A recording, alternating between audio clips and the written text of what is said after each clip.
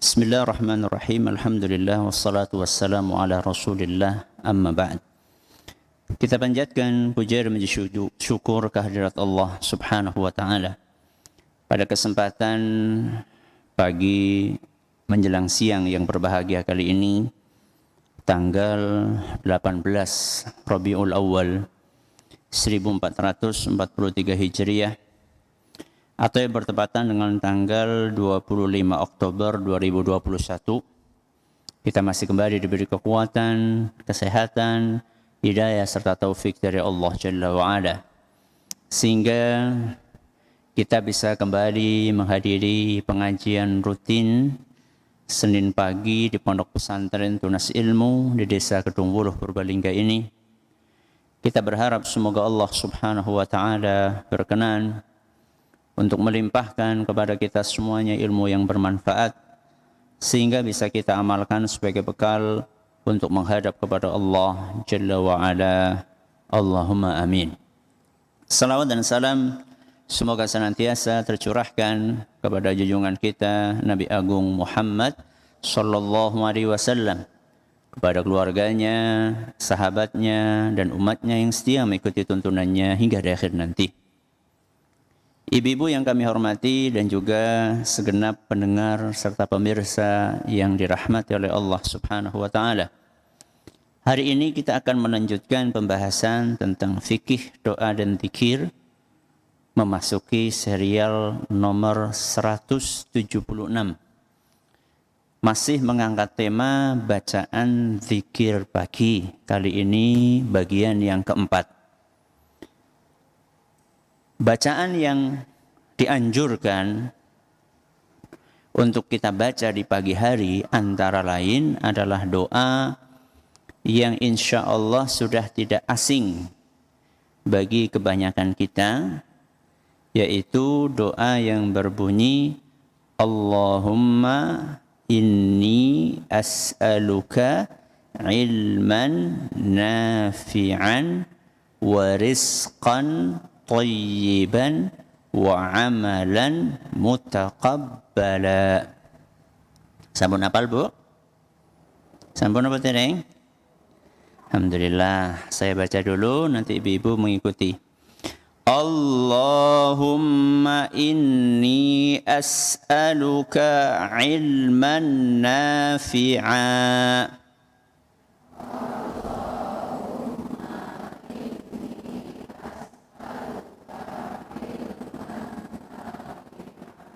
wa rizqan tayyiba wa amalan mutaqabbala.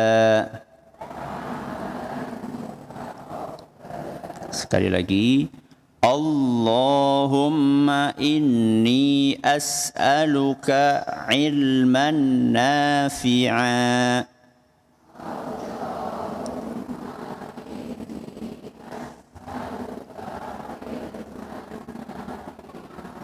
wa rizqan tayyiba wa amalan mutaqabbala. Ayo bareng-bareng, 1, 2, 3. Allahumma inni as'aluka ilman nafi'a wa rizqan tayyiba wa amalan mutaqabbala. Monggo ibu-ibu sendiri, 1, 2, 3.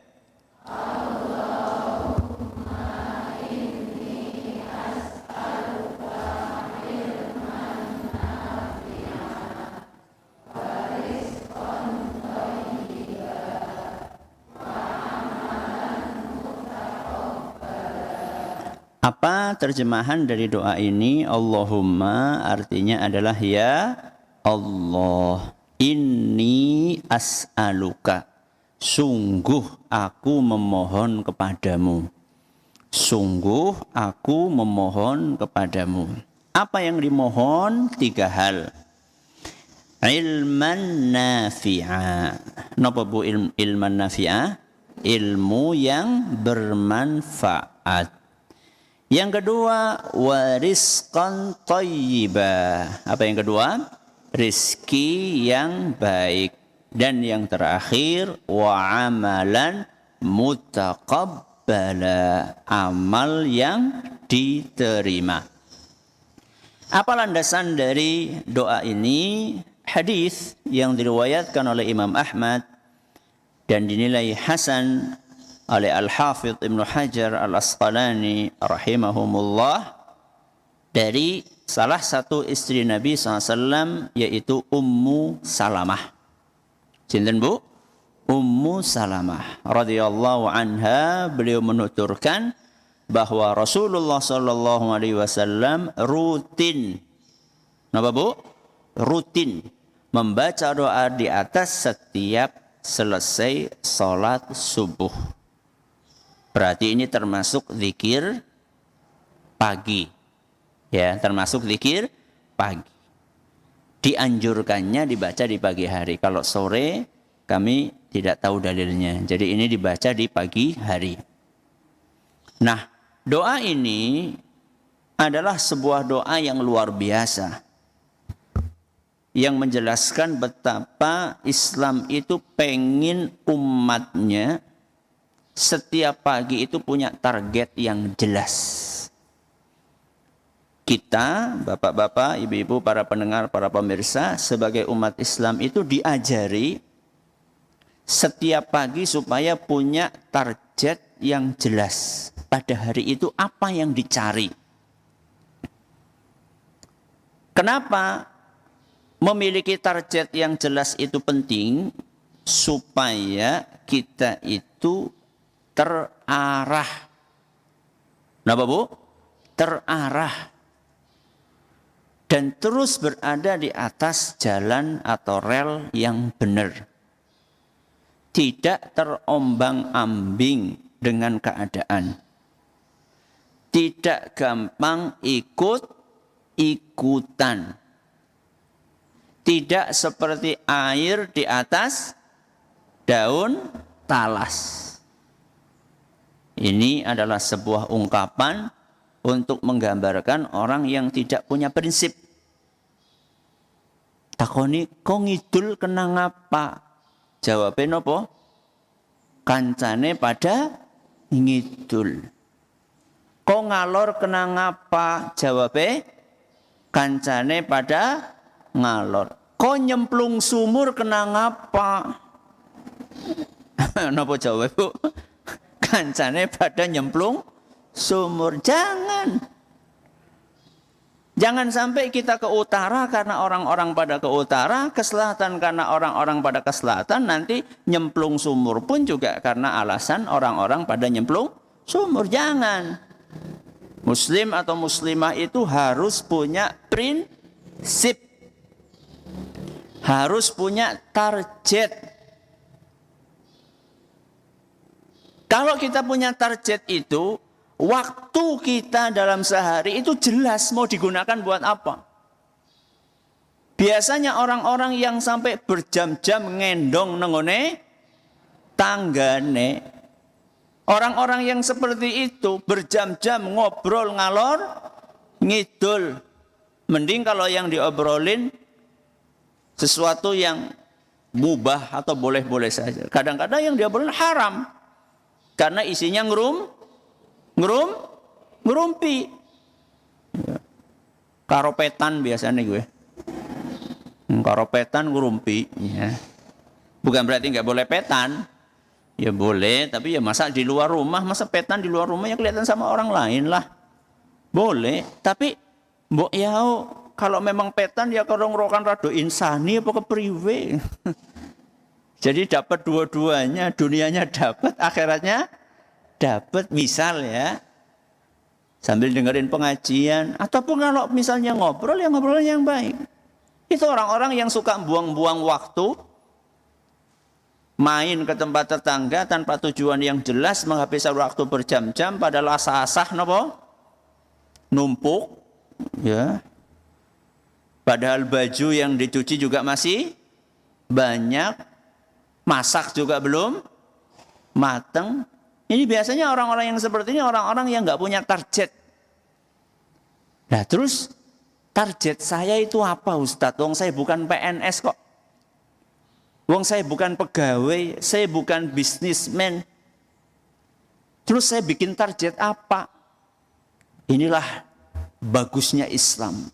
Target yang akan kita pelajari itu bukan hanya terkhusus untuk para pegawai, bukan hanya terkhusus para bisnismen.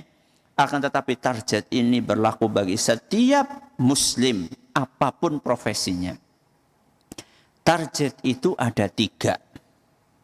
Yang pertama adalah ilman nafi'a. Apa ilman nafi'a?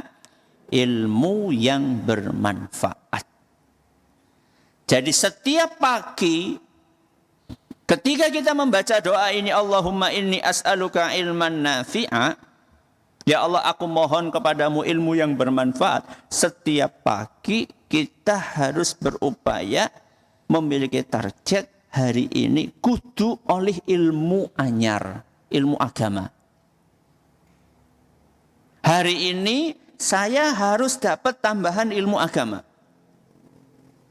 Ilmu yang bermanfaat.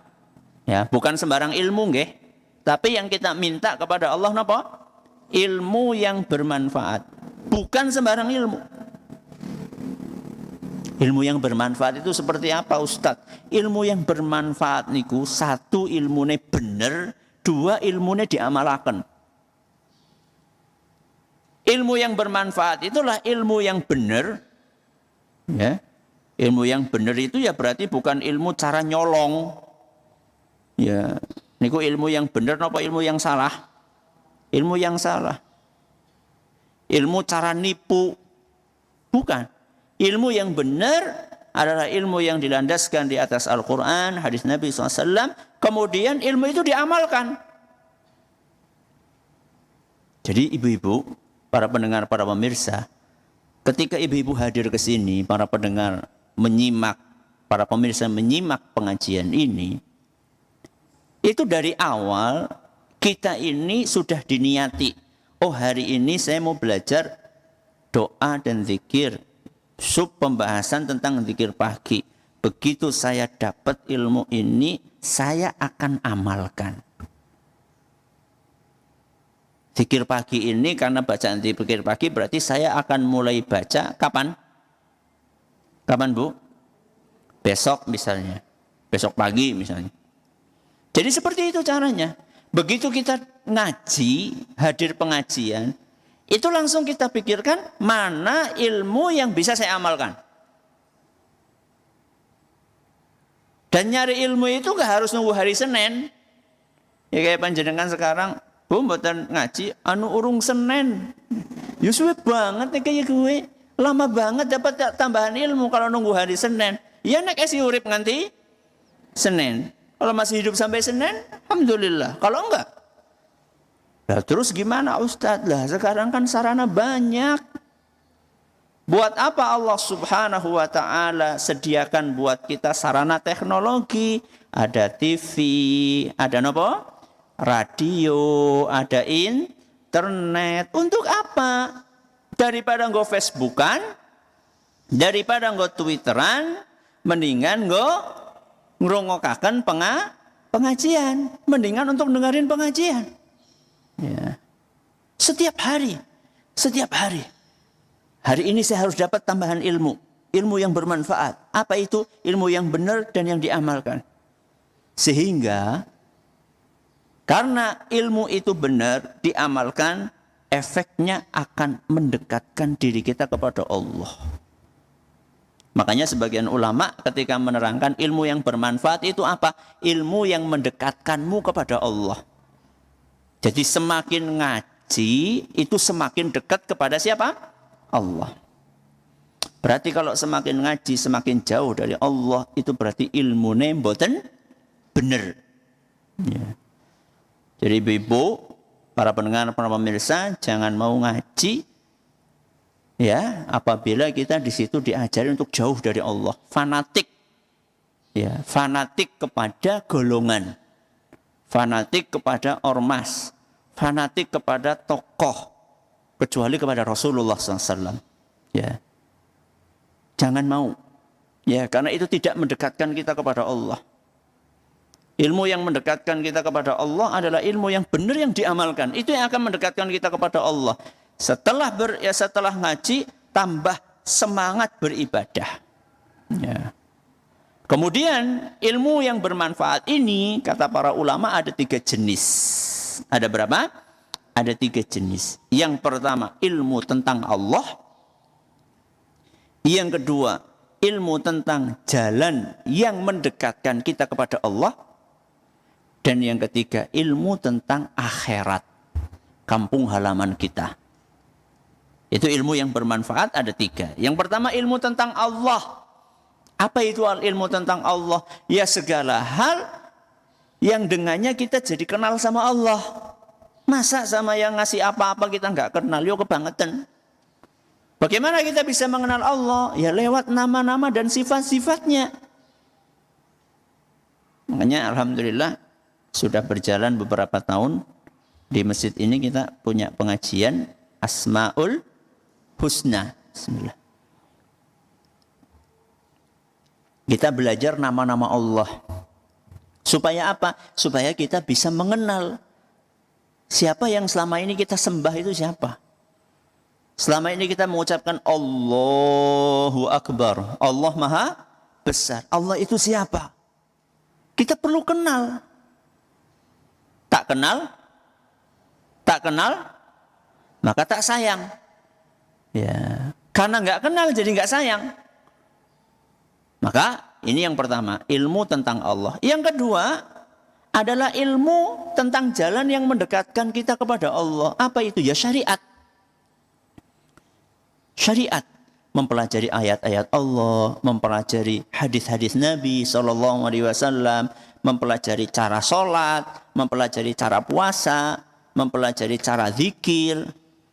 Ya, ini yang sedang kita pelajari hari ini, itu termasuk jenis yang kedua. Bagaimana kita mendekatkan kepada Allah, mendekatkan diri kita kepada Allah dengan zikir, dengan doa. Doanya itu seperti apa yang dicontohkan dalam agama. Ini termasuk bagian yang kedua. Yang ketiga, ilmu tentang akhirat. Kenapa kok akhirat? Karena kita akan kembali ke sana. Jadi kita perlu kenal dulu. Ya, nanti di akhirat kita akan ketemu apa saja. Perjalanan kita bagaimana. Ketika kita mati nanti di kuburan akan ditanyakan apa saja. Sejak hari ini kita siapkan jawabannya. Bahwa bisa apa lu Ustaz? Kenapa nama dereng Bu? Sampun apa napa dereng? Nek panjenengan ditanya siapa Robmu, saged jawab? Nek ditanya siapa nabimu, saged jawab? Apa agamamu, saged jawab? Saged. Kapan? Siki. Sekarang bisa. Nek teng kuburan? Mudah-mudahan. Tapi enggak semudah itu. Ya. Jadi bisa menjawab di kuburan itu bukan karena digawani apa? Catatan. Ya. Nanti jangan-jangan ada yang membawai catatan nggo nyontek nang kuburan. Ki ya nini iki digawe ya. Nek takoni nang malaikat ki jawab ini jawabnya enggak seperti itu. Bukan seperti itu. Tapi tergantung bagaimana dia konsisten di dalam merealisasikan dari 3 hal yang akan ditanyakan nanti di kuburan. Kemudian kita juga belajar tentang akhirat itu apa yang nanti disediakan oleh Allah di surganya.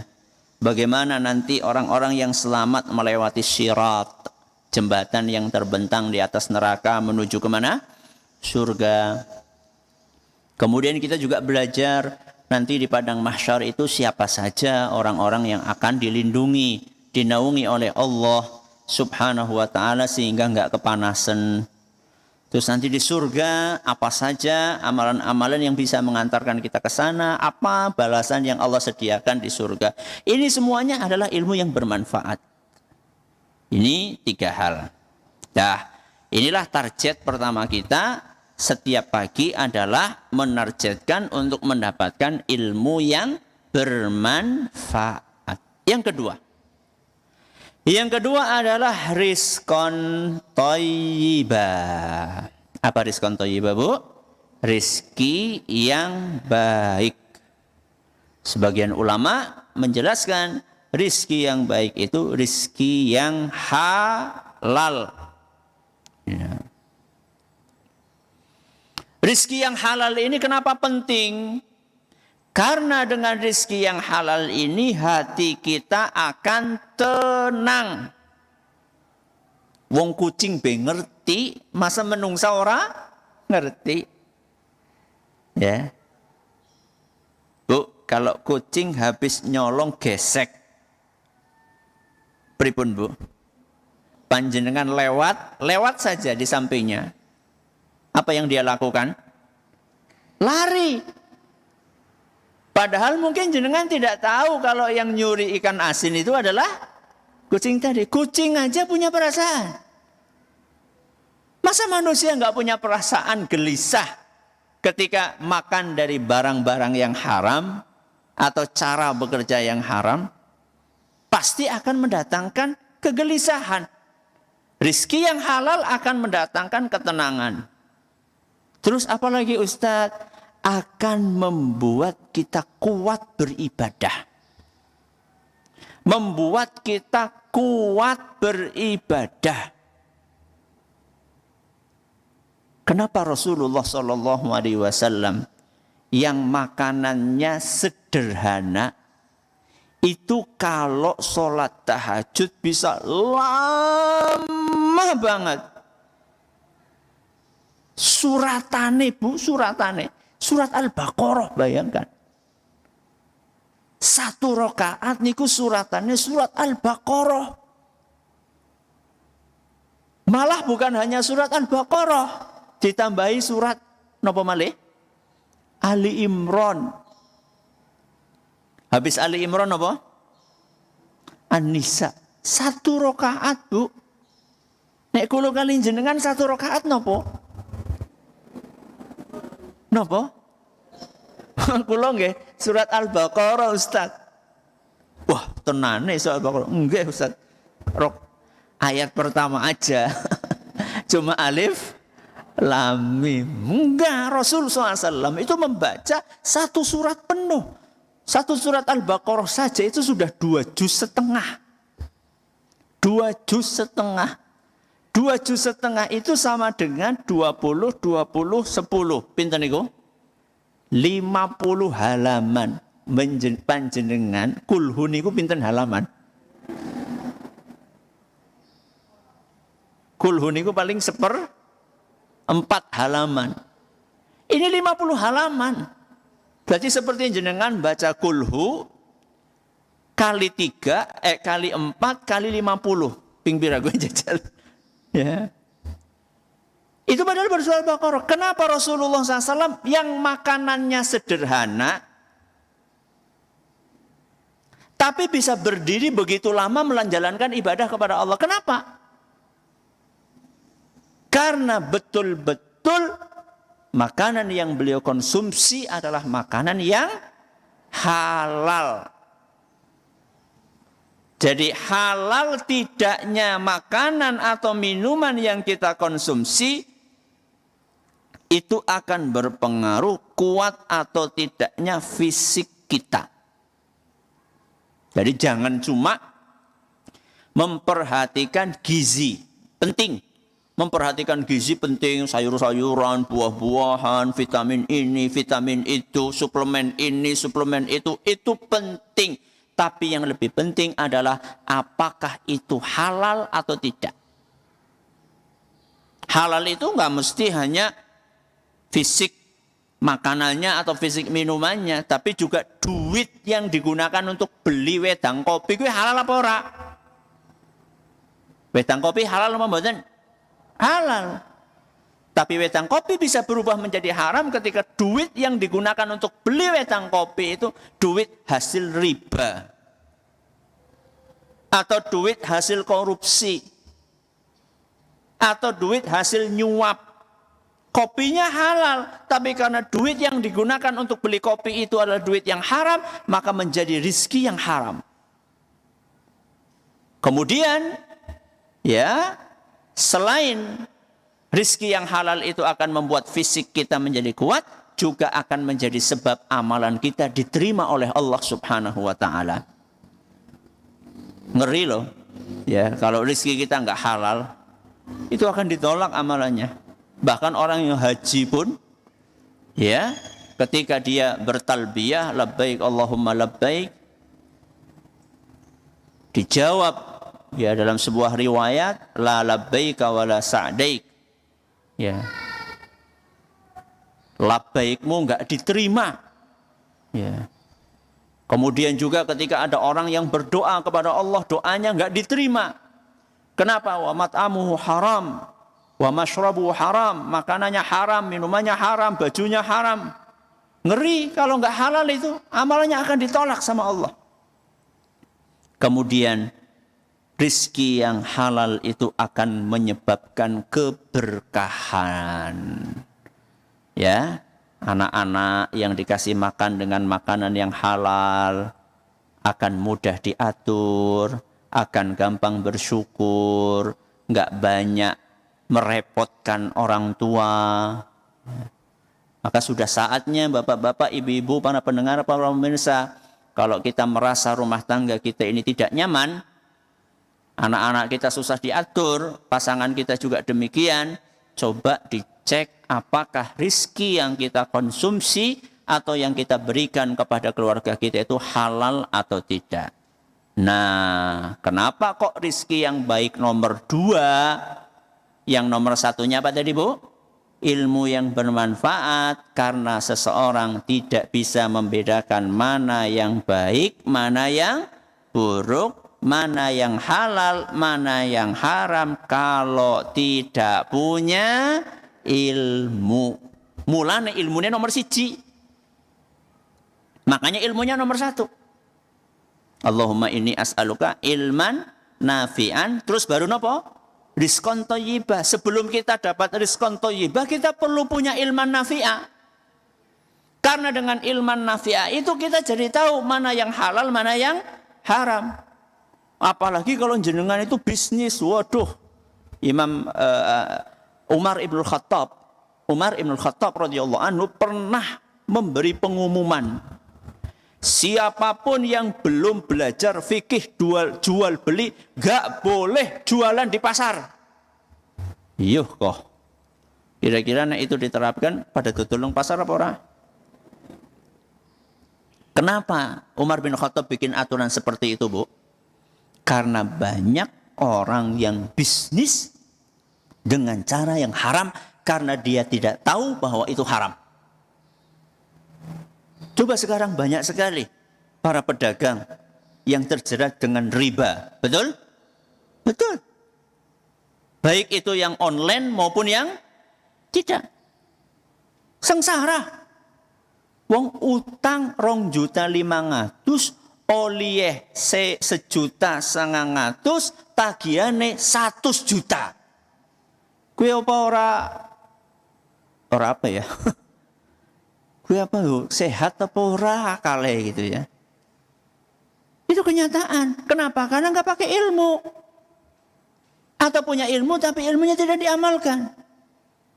Ini yang kedua, rizki yang baik. Yang ketiga, target yang perlu kita canangkan setiap pagi, wa amalan mutaqabbala. Apa itu amalan mutaqabbala? Amalan yang diterima. Semangat beramal bagus napa mboten? Bagus napa mboten? Bagus. Tapi jangan cuma semangat beramal. Harus kita berupaya keras bagaimana supaya amalan kita diterima. Ya. Jadi kita ketika beramal itu bukan hanya pikiran kita amal. Tapi kita juga harus berpikiran amal yang akan saya kerjakan atau yang sedang saya kerjakan ini bakalan diterima atau tidak. Loh itu kan hanya Allah yang tahu. Betul, hanya Allah yang tahu. Tapi Allah bikin aturan. Allah bikin aturan, amalan apa saja yang memenuhi kriteria apa saja yang akan diterima. Itu sudah diatur. Satu, misalnya amalan itu harus ikhlas. Wa ma umiru illa liya'budullaha mukhlisina lahuddin. Harus ikhlas. Yang kedua, amalan itu harus sesuai tuntunan Rasulullah sallallahu alaihi wasallam. Qul in kuntum tuhibbunallaha fattabi'uni. Ikuti tuntunannya Rasul sallallahu alaihi wasallam. Ini yang kedua. Kemudian amalan akan diterima ketika kita menghindari hal-hal yang bisa mengakibatkan amal kita ditolak. Jadi ada sebagian orang ikhlas sudah. Ikhlas sudah. Kemudian sesuai tuntunan sudah. Tapi kenapa kok nggak diterima?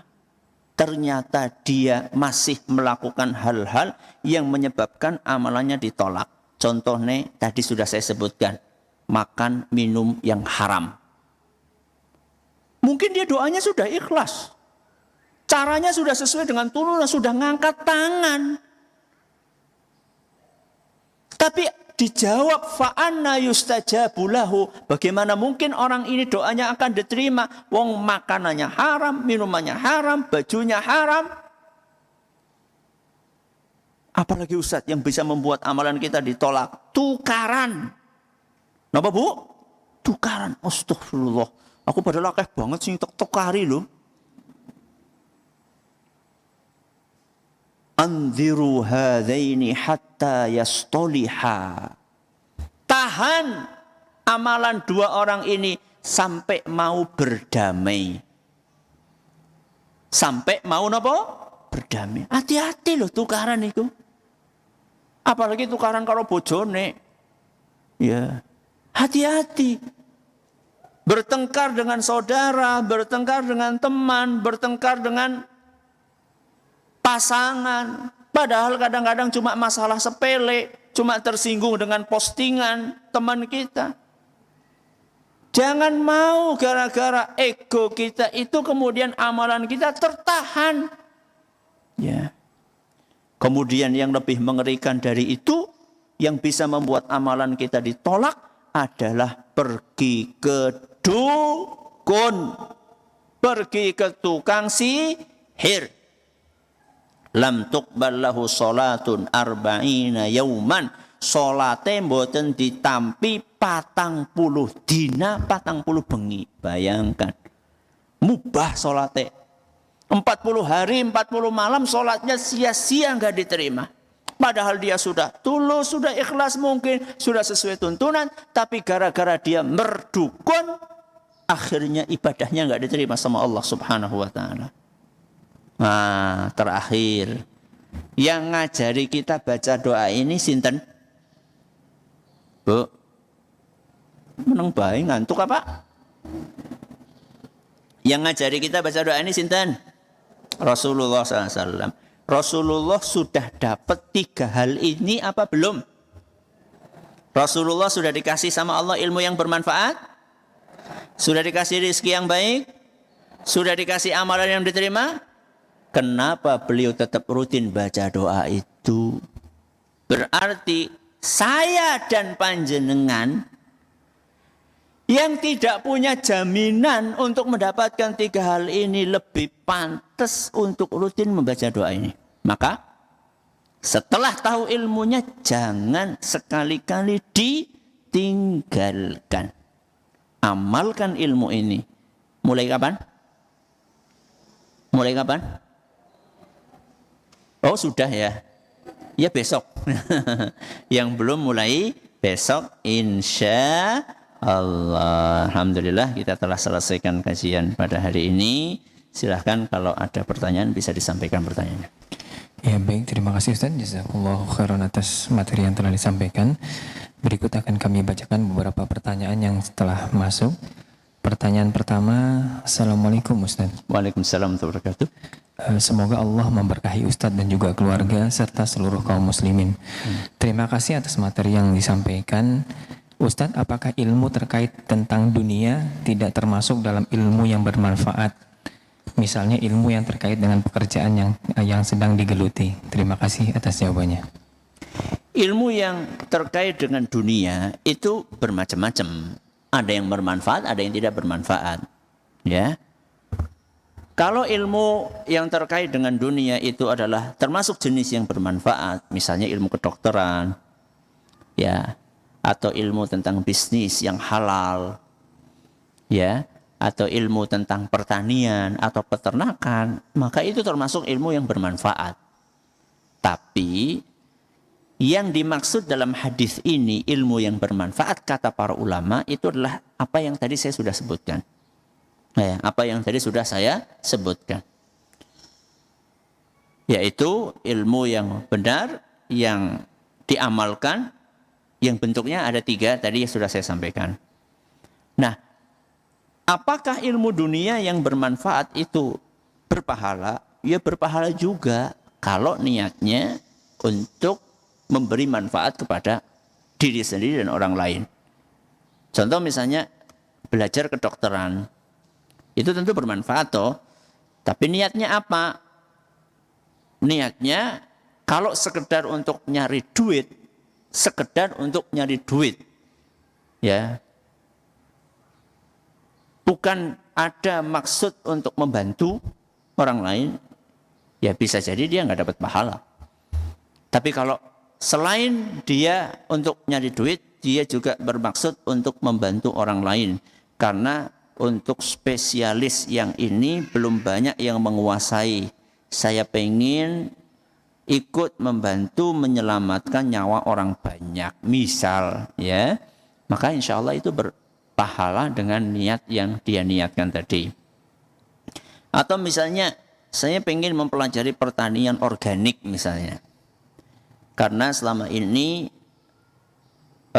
sayuran atau beras atau makanan yang dikonsumsi oleh masyarakat yang bersumber atau dipupuk dengan pupuk yang non-organik itu terbukti misalnya menyebabkan banyak gangguan kesehatan. Saya pengen masyarakat sehat dengan hasil tanaman yang organik ini sehingga mereka bisa fokus beribadah.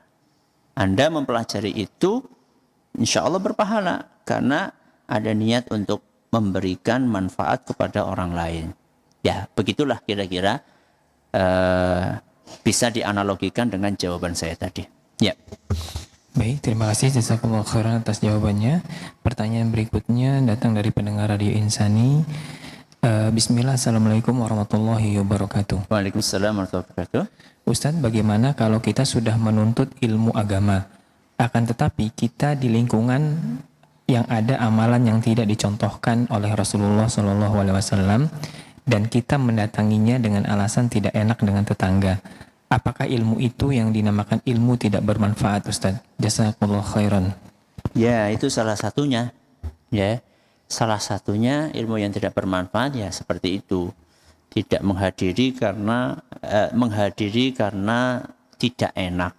Ya, kalau misalnya setiap orang yang berilmu punya alasan seperti itu, ya kapan masyarakat akan tahu? Ya. Kecuali kalau misalnya Anda hadir karena ada ancaman nyawa misalnya. Atau kalau misalnya Anda tidak hadir nanti Anda akan diusir dari kampung itu, ya itu mungkin lebih berbicara tentang menghindari mafsadat yang lebih besar, ya. Tapi kalau misalnya cuma karena nggak tahan diomong orang, itu bukan alasan yang bisa diterima. Maka seharusnya Anda berupaya untuk menularkan pelan-pelan ilmu itu. Dan nggak usah targetnya tinggi-tinggi dulu. Kita mulai dari keluarga terdekat kita, suami kita, istri kita, anak kita, ayah kita, ibu kita.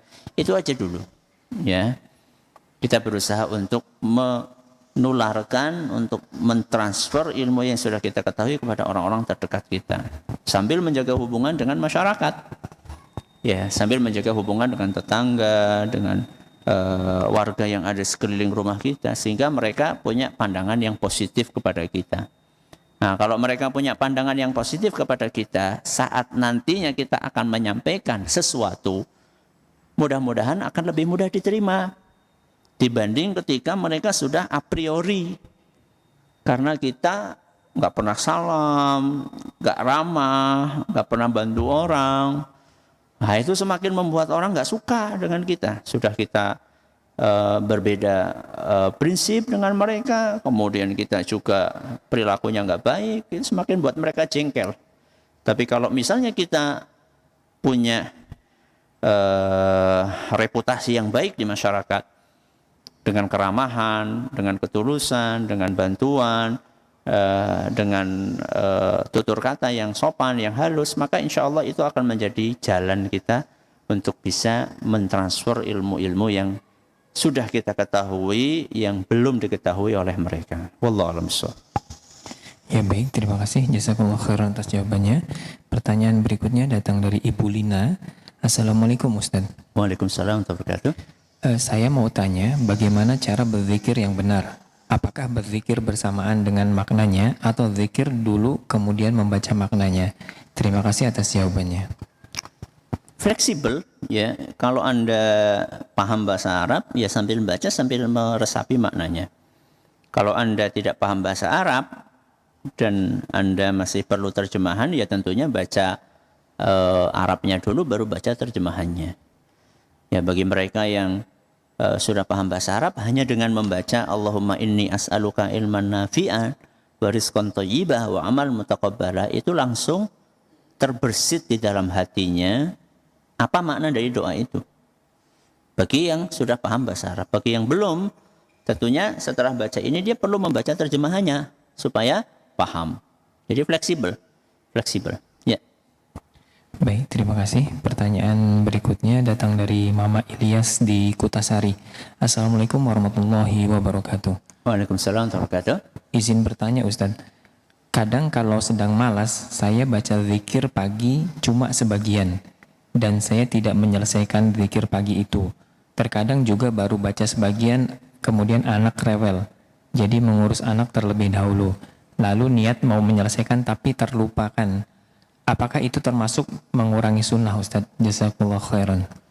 Tidak, ketika niatnya bukan bermaksud untuk mengurangi sunnah. Niatnya karena ada halangan. Dan kita perlu pahami dulu bahwa zikir pagi petang itu hukumnya apa? Bu, sunnah apa wajib? Sunnah apa wajib? Betul. Semuanya. Zikir pagi petang itu semuanya hukumnya sunnah. Sehingga seandainya tidak dikerjakan pun tidak dosa. Atau hanya dikerjakan sebagian pun juga tidak dosa. Karena itu hukumnya sunnah. Tapi sayang, seandainya ilmu yang sudah kita ketahui ini tidak kita amalkan. Kenapa sayang? Karena zikir-zikir yang ada ini banyak banget manfaatnya. Banyak sekali manfaatnya untuk kehidupan kita. Sehingga ibu yang bertanya tadi, itu Anda bisa menyiasati sebenarnya. Ya, bisa menyiasati keadaan kalau misalnya anak ini anak ini rewel. Kalau habis subuh sudah kebiasaan anak ini rewel. Ya Anda bisa baca zikirnya misalnya sambil nunggu qomat misalnya. Ya. Sudah adzan gitu sambil nunggu qomat Anda sudah mulai baca zikir misalnya. Itu bisa aja. Ya. Karena kalau habis subuh biasanya anak sudah bangun terganggu, nanti kalau sudah ngurus anak biasanya sudah lupa sudah. Ya. Nah, kalau seperti itu maka enggak apa-apa. Ya, enggak apa-apa Anda yang penting kan sudah adzan, sudah masuk waktu subuh. Ya. Jadi latihan untuk menyiasati keadaan, jangan menyerah. Ya, jangan menyerah dengan keadaan. Ya, silakan. Baik, terima kasih jazakallahu khairan atas jawabannya. Pertanyaan berikutnya, Assalamualaikum Ustaz. Waalaikumsalam warahmatullahi wabarakatuh. Ini terkait dengan urutan zikir Ustaz. Bagaimana jikalau kita zikir pagi mendahulukan membaca al-ma'thurat dari surat Al-Fatihah sampai surat An-Nas, lalu baru asbahna, kemudian subhanallah wa bihamdih dan seterusnya. Mohon penjelasannya Ustaz. Syukran. Pertama, Al-Fatihah itu setahu saya tidak termasuk bacaan yang dianjurkan untuk dibaca di pagi dan petang. Ya. Yang kita sudah pelajari yang dibaca di pagi dan petang adalah ayat kursi, Al-Ikhlas, Al-Falaq, kemudian apa? An-Nas. Ya, itu yang kami ketahui.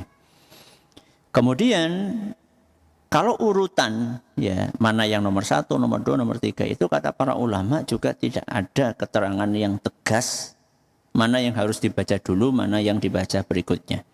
Sehingga fleksibel. Anda kalau membaca suratan itu duluan tidak apa-apa. Kalau Anda mau baca asbahna dulu juga tidak apa-apa. Kalau Anda membaca Allahumma inni as'aluka nafi'a ilman nafi'an juga tidak apa-apa. Jadi fleksibel. Ya kalau mengenai urutan itu fleksibel. Mau ini ditaruh di depan, ini taruh di belakang, terserah. Ya, cuman kalau mengenai jumlah yang ini dibaca berapa kali, yang itu berapa kali, itu sudah ada aturannya.